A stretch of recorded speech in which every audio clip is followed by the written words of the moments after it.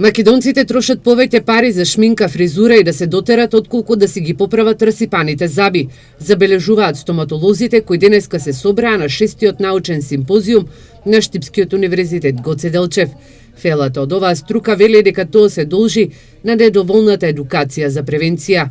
Проблемот јас го гледам на сето тоа, на целокупната состојба во општеството, од друга страна ниската едукативна можност или превентивната можност која што треба да се организира на ниво на популацијата, бидејќи со превенцијата се сторнираат многу стоматолошки заболувања од една страна, а со тоа се заштедуваат многу повеќе пари. Зошто ќе се избере прво да се оди за фризура или за ногти? Сепак е тоа избор на популацијата во Македонија. Стоматолозите засега екзистираат од македонските гастербајтери, од граѓаните од соседните земји, кои доаѓаат на интервенции во македонските ординации. Трудот на стоматолозите во земјава не е правилно извреднуван. Студираат 5 години, мора да имаат пракса од 1 година, а на секоја 7 мора да ја обноват и лиценцата.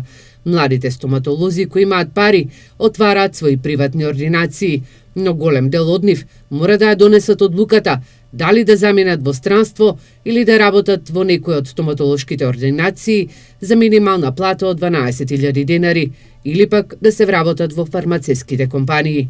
Јас конкретно можам да кажам од моите генерации, значи студенти, од тука веќе еден завиден број се веќе заминати во Германија и таму работат. Не само во Германија, и во другите земји. Бидејќи дипломата на Универзитетот Гоце Делчев во Штип е признаена, ние сме членка и вклучени во Еразмус плюс конвенцијата. Македонците како нација се наоѓаат на средината на листата во делот на оралното здравје. Најзастапена болест е секако кариесот. Стоматолозите апелираат македонците да имаат редовни стоматолошки контроли, бидејќи сите заболувања во устата и забите се пренесува и на целиот организам.